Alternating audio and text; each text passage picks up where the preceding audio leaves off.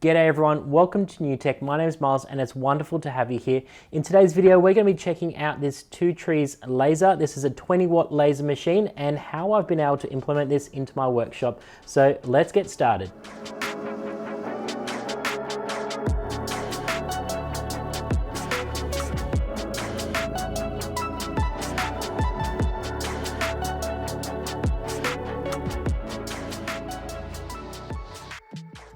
So I recently received this 20-watt laser machine from TwoTrees and it is really cool. I mean, the amount of features that they've been able to jam pack into this small machine, and the greatest thing is that it really didn't take long for me to set this up at all. So going from opening the box to setting it up to getting it going for the first time, this is really a great machine for beginners or anyone just wanting to get started and not have to worry about the whole build of a machine. So there's only a couple of screws I had to put together and attach the wiring, and then I was good to go.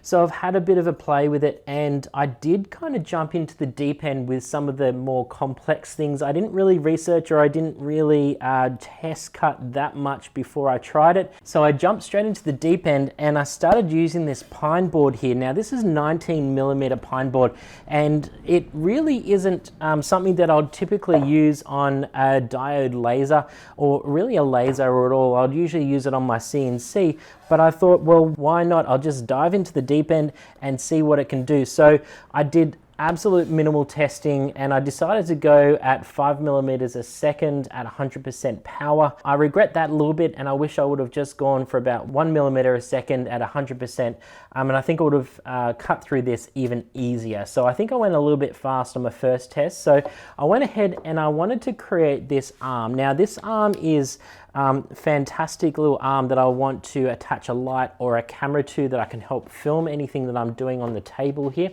So I went ahead and I cut this. This took about 3 different passes at 5mm a second, and it has come out really nicely. The assembly of this to put together is really cool and really sturdy, and these are the types of things that I never thought I'd be able to achieve, especially from a really great little machine like this.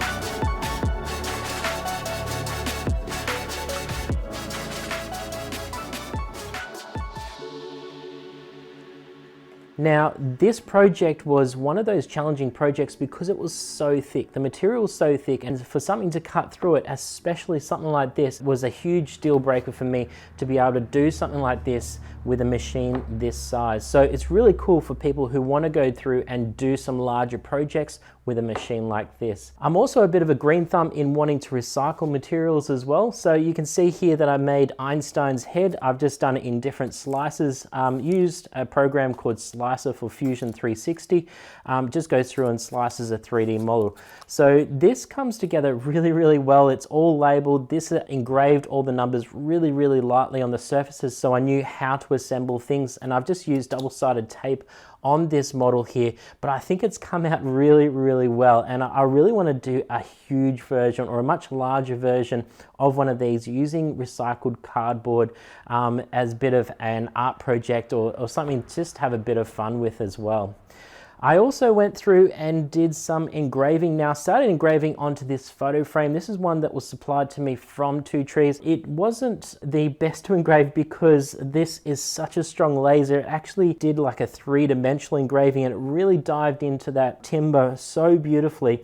And I really like how it's come up. It's not as dark as I really would have liked it, but it has actually carved away the timber, and I'm also inclined to add a bit of black paint there and sand it back just to see what happens with this photo frame. So that was a really cool test that I was able to do with the engraving, and it was super fast as well. I didn't have to wait very long for that photo frame to be engraved. Now, if you've been following my other videos, I've been building a huge CNC with lots of really cool features, but one of the things that I hadn't done yet was to label the buttons on the front of the CNC. So I went ahead and I got a piece of 3mm Perspex. Now it was black Perspex, and I use this as an example. Firstly, I tested on just a piece of ply to make sure I've got the right size, and I also tested out a couple of different things. I've tested out using the air pump that was supplied by TwoTrees. Now this is included in this machine as a package, as well as the honeycomb bed and the metal base as well, and this is definitely needed. With any type of laser, you always need some air assist as well. This is a really cool little air compressor that you can use whilst you're cutting, and I certainly suggest anytime you're cutting, use the air, but if you're doing engraving, turn that off, because I found that there's a huge difference in the engraving. There wasn't a lot of black or any charring that was spread across my material when I wasn't using this. So I had a bit of a play when I was making the button labels. So the ply fitted really, really well. So I went ahead and I went onto the Perspex. Now I couldn't have got this any better. This looks fantastic. It's really stepped it up on my machine, and it helps me with figuring out which button is which is really important instead of me guessing. So now I feel like my machine is more complete by using this machine to carve that button plate.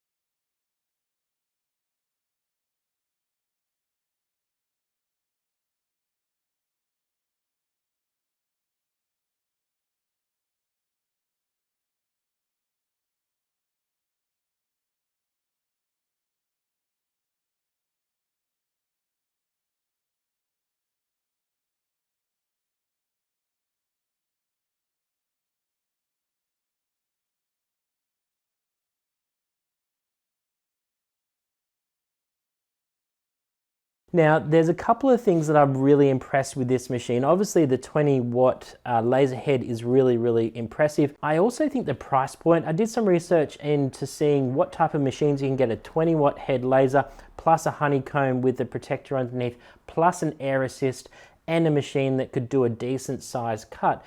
And this by far was coming out the cheapest. And you know, to be able to set this up so quickly and get cutting, and for it to do such a beautiful job with cutting, that's one of the price points, and that's one of the winners for me in purchasing a machine, especially if it's your first machine to buy. This is the one for you.